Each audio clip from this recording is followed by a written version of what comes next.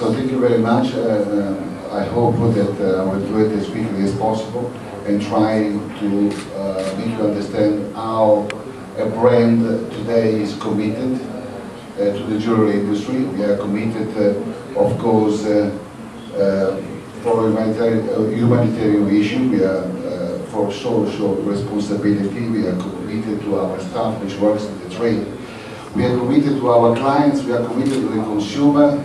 And we are committed to creativity, but that is no work, because it's part of our Italian genes, and creativity is part of our culture, and is part of our life. So the last creativity is the most beautiful things which we have. So as you can see, I actually started in 1977. 84 is when I started actually producing my own jewelry.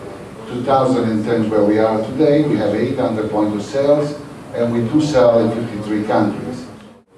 Now we come to the real thing. So obviously we use gold and of course platinum, we use diamonds, and we use color stones, or different type of stones. Obviously it goes from the gold mine, international banks, jewelry manufacturer, retail stores, final consumer. Then if you go next, are we quite happy with that? We are waiting the worldwide acceptance of fair trade gold standard or similar or more equity future. It means that we can do a little bit more about these standards from the gold mines, as far as we are concerned. We are happy what our international banks give us. They ensure also environmental and social issues, but they do give us certification of the standards. We purchase, of course, the gold with these standards, and we give the guarantees to our retail stores or our clients and the final consumer by giving our own guarantee and the gold title and the trademark of the company. With diamonds, we are more pleased at the beginning, and we are not so pleased in between, and we would like to be better or certain things to be done. This is all the lines for goes from diamond mine, TTC, site holder, cutting factories, site holders again, jewelry manufacturer, retails, final consumer. It's quite a long list, but anyway, we know the Kimberley process, which I also spoke at Petersburg, for us is essential because it's giving the guarantee to the consumer, and we want that very much. Whatever more we can do, it's not perfect, but we can probably make it better and better, and we do need it. I think it's important to the final consumer. So we know that they supply the certification. DTC obviously purchase with Kimberley certificates. It goes to the site holder, they purchase with the Kimberley certificates. The cutting factory, I believe, comes under the Kimberley the original one, is transferred back to the site holders, which they then sell it with the declarations of the United Nations resolution, which we pretend that from the people which sells us the diamonds, we pretend that all in their invoices is written. Then we pretend a lot. The same thing, we as a manufacturer and also a distributor of ourselves, and also having some retail stores, obviously we also sell it with the declaration that it is under the compliance of the United Nations. We also put it in the guarantee, we are happy with it, and we train all our people saying this is important to us. It's important to the consumer, we want it, and we want it better still if we can. And of course, the retail stores and the final consumer purchase and sell with the declarations in compliance with the United Nations. Now, the gemstones. Basically, you have the list how the gemstone works. You know, it goes to the rough dealers, to the cutters.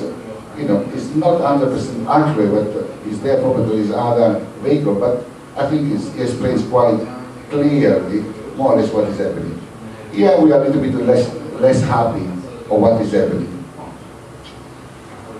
Yeah, often we cannot prove where it comes from. So, whilst the diamond industry has done tremendously well with the diamonds, the color gemstones, we are not pleased. We don't understand where it comes from. So there are dealers that have no certificate of origin, the cut and polish no certificate of origin, and also possible treatment. So as a brand, obviously we would like that in the market, the dealers tells the buyers and the consumer if they can certify it and if there is any treatment. This we would like this to happen. Of course, we purchase from regular cover gemstones, but most of all, when we sell it, we give a guarantee of identity of the product. If it is treated or not treated, we give the quality and the carat weights of these carat stones. So we try to do something which we would prefer to buy the same under the certification of the United Nations commitment. So, in our mind, the brand ethical jewelry must have an agreement and understanding amongst minds, cutting factory, manufacturer, retailers, and consumers that all gold, diamonds, carat stones are legally purchased and have respected and have followed and respected the human rights of the United Nations.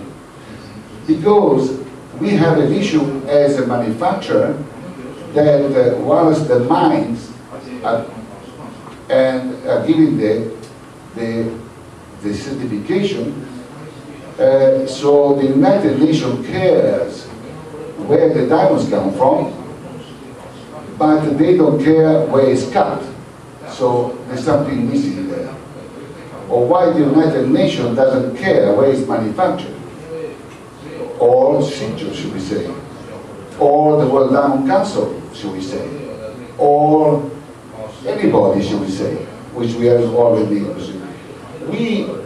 I am Italian, as you know. In the meantime, we closed probably 500 factories in Italy. We try to obey strictly, or at least our brand does, but we have an issue in the cutting and the manufacturing. So we would like a more clear understanding of the social responsibility in those areas of cutting and manufacturing. It is important to also to the brand, because the brand tomorrow can probably manufacture in other countries. We actually have opened in Thailand, and we have opened a beautiful factory which respects the cutting, the manufacturing of all our jewelry. So we expect the rest of the world to do the same. The retailer and consumer, we try to give them this kind of information. As I told you, every invoice to our clients, we write down that diamonds here invoiced have been purchased from. So we give this certification, plus we give our own certification. We also give HRD certificates with GIA or any important supplier of the diamond industry. We are extremely happy with the diamond industry for what we can obtain from them. So we've done beautiful jewelry, we've done the best we possibly can. Now how can we make our jewelry speak and express the value of what we have done? So we use our marketing department, advertising, editorial, events, and press, and charity to speak to the consumer what we have done. And we also use the sales and the continuous training to our staff, which trains the retailer, which trains the consumer. So we use marketing, and in this case advertising, and in all our advertising campaign we say 5% of everything is advertised goes to charity. So we make the consumer aware where their money is going. Again. Then we use our own retail shop, and we explain to them that we are proud of our jewelry because we have followed all the standards, and we tell them that part of our commitments is to humanitarian issue and to charity. We use events to make people aware that we need money to give back to society. We use the trade, we use the editorial. I speak to about 170, 180 editors every year, and we tell them what we do about charity, what we do in the industry, how we respect and follow all the most important things of what jewelry should do. Because an important jeweler, an important client, which is buying a $500,000 ring of diamonds, let's hope there is a lot of clients like that, this kind of client should know if the diamonds is being invoiced or not. He should know if it's being cut by a special cutter and which follow all the humanitarian rules, yes, sorry. And he should know that it's being mounted by a jeweler also, which has followed the same rules, and of course it's sold regularly. I think the consumer, we are trying to tell them that this kind of issue is very, very important. To create the jewelry only today is not enough. We must give back to society, we must give it back, and it is an ethic which we must have. I do write in various books around the world, and of course I motivate stars of Hollywood, and that is very easy because I don't pay them. I actually ask money back. I work a lot with Ashley Judd, as some I in the past, for youth aid. So basically, we managed to raise with our sales almost $1 million a year via making jewelry or giving a percentage of our jewelry which we have created. And we are involved from this year for care for the women of the world. Here is some of the Hollywood stars which I work with, but of course Nancy Pelosi in Washington, she appreciated tremendous amount of what we have done and how we have achieved it, because it's not easy to take money from the trade, it's not easy to take money from the consumer, but we manage even to take money from the drug dealers in Guatemala, so it means people are prepared to give money back even from the people which knows how to make money very easily. We don't mind where sometimes they come from, and as long as they give us back to us. Say who is Nancy Pelosi? Pardon? Not everybody knows who is Nancy Pelosi. Sorry, Nancy Pelosi is the president of the American Senate, the Speaker, yes. Speaker of the House. Sorry. The fireworks was invented in China, so we finished with the fireworks of China, so we invent that. I'm here in New York, enjoying a walk, and I wanted to more or less finish to you with this motto. I think the future belongs to those people who believe in the beauty of their own dreams, and I'm still dreaming.